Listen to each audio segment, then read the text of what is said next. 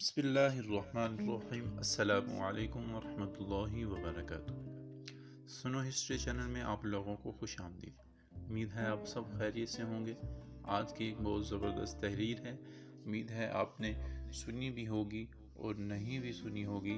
تربیت زیادہ کارآمد ہے یا ماحول؟ تو سنیے۔ وزیر کی جان پہ بنی ہوئی تھی، فقیر بات ہی نہیں سن رہا تھا۔ آخر طویل منٹ سماجت کے بعد فقیر نے سر اٹھایا۔ ہاں بول، کیا کہنا ہے؟ وزیر نے ہاتھ جوڑے اور بتانا شروع کیا کہ 1 مہینہ پہلے ہمارے بادشاہ سلامت نے اچانک دربار میں ایک سوال اچھالا کہ کامیاب کردار کے لیے تربیت زیادہ کارآمد ہے یا ماحول؟ میرے ایک ہم منصب وزیر نے جھٹ سے کہا کہ عالی جاں تربیت، جبکہ میں نے عجلت میں کہا جناب ماحول تربیت پر فوقیت رکھتا ہے۔ بادشاہ سلامت نے ہماری طرف رعونت سے دیکھا اور فرمایا تم دونوں کو اپنا اپنا جواب عملی طور پر ثابت کرنا ہوگا۔ جو ثابت نہ کر سکا اس کا سر قلم کر دیا جائے گا، اور اس کے لیے ہمیں 1 ماہ کی مہلت دے دی۔ ہم دونوں اپنے جواب کی عملی تعبیر تلاش کرنے میں لگ گئے۔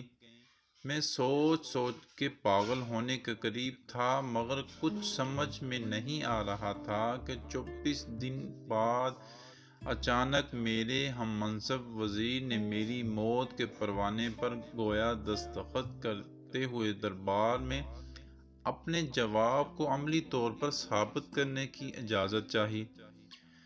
اجازت ملنے پر اس نے دربار میں کھڑے ہو کر تالی بجائی۔ تالی بجتے ہی ایک ایسا منظر سامنے آیا کہ بادشاہ سمیت تمام اہل دربار کی سانسیں سینے میں اٹک گئیں۔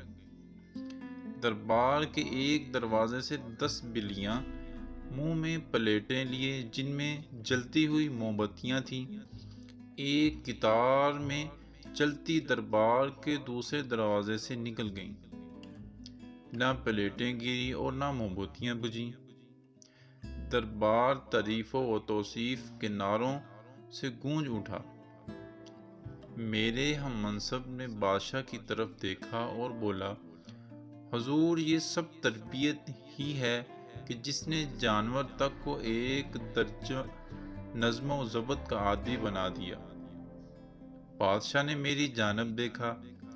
مجھے اپنی موت سامنے نظر آ رہی تھی۔ میں دربار سے نکل آیا، تبھی ایک شخص نے آپ کا نام لیا کہ میرے مسئلے کا حل آپ کے پاس ہی ہو سکتا ہے۔ میں 2 دن کی مسافت کے بعد یہاں پہنچا ہوں۔ دی گئی مدت میں سے 4 دن باقی ہیں۔ اب میرا فیصلہ آپ کے ہاتھ میں ہے۔ فقیر نے سر جھکایا اور آہستہ سے بولا، واپس جاؤ اور بادشاہ سے کہو کہ 30ویں دن تم بھرے دربار میں ماحول کی افادیت ثابت کرو گے، مگر میں تو یہ بھی نہ کر سکوں گا۔ وزیر نے لاچارگی سے کہا، آخری دن میں خود دربار میں آؤں گا۔ فقیر نے سر جھکائے ہوئے کہا۔ وزیر مایوسی اور پریشانی کی حالت میں واپس دربار چلا آیا۔ مقررہ مدت کا آخری دن تھا۔ دربار کھچا کھچ بھرا ہوا تھا۔ وزیر کا دل زور زور سے دھڑک رہا تھا۔ سب کی نظریں بار بار دروازے کی طرف اٹھتی تھیں کہ اچانک ایک ملفوق الحال سا شخص اپنا مختصر سامان کا تھیلا اٹھائے دربار میں داخل ہوا۔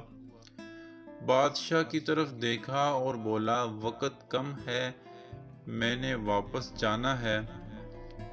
اس وزیر سے کہو تربیت کی افادیت کا ثبوت دوبارہ پیش کرے۔ تھوڑی دیر بعد ہی دوسرے وزیر نے تالی بجائی اور دوبارہ وہی منظر پلٹا۔ دربار کے دروازوں سے 10 بلیاں اسی کیفیت میں چلتی ہوئی سامنے والے دروازے کی طرف بڑھنے لگیں۔ سارا مجمع سانس روکے یہ منظر دیکھ رہا تھا۔ وزیر نے امید بھری نگاہوں سے فقیر کی طرف دیکھا۔ جب بلیاں عین دروازے کے درمیان پہنچی تو فقیر آگے بڑھا اور ان کے درمیان جا کے اپنا تھیلا الٹ دیا۔ تھیلے میں سے موٹے تازے چوہے نکلے اور دربار میں ادھر ادھر بھاگنے لگے۔ بلیوں کی نظر جیسے ہی چوہوں پر پڑی انہوں نے منہ کھول دیے۔ پلیٹیں اور موم بتیاں دربار میں بکھر گئیں۔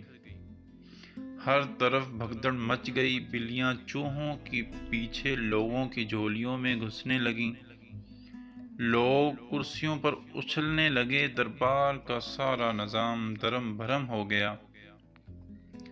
فقیر نے بادشاہ کی طرف دیکھا، بولا، آپ کسی جنس کی جیسی بھی اچھی تربیت کر لیں، اگر اس کے ساتھ اسے اچھا ماحول فراہم نہیں کریں گے تو تربیت کہیں نہ کہیں اپنا اثر کھو دے گی۔ کامیاب کردار کے لیے تربیت کے ساتھ ساتھ بہتر ماحول بے حد ضروری ہے۔ اس سے پہلے کہ بادشاہ اسے روکتا، فقیر دربار کے دروازے سے نکل گیا تھا۔ ہمارے ہاں ساری ذمہ داری استاد کی تربیت پر ڈال دی جاتی ہے۔ گھروں کا کیا ماحول ہے اس طرف کوئی توجہ نہیں دی جاتی۔ تو امید ہے آج کی تحریر، آج کی ویڈیو آپ کو پسند آئی ہوگی۔ تربیت کارآمد ہے یا ماحول، یعنی کہ دونوں تربیت بھی ہونی چاہیے اور ماحول بھی آپ کا اچھا ہونا چاہیے، جس سے بچوں پر اچھا اثر پڑتا ہے۔ تو ایسی ویڈیو دیکھنے کے لیے، تحریریں سننے کے لیے ہمارے چینل کو سبسکرائب کرتے جائیں اور ساتھ ہی بیل آئیکن کے بٹن کو ضرور دبائیں تاکہ ہر آئندہ آنے والی ویڈیو آپ تک پر وقت پہنچ سکے۔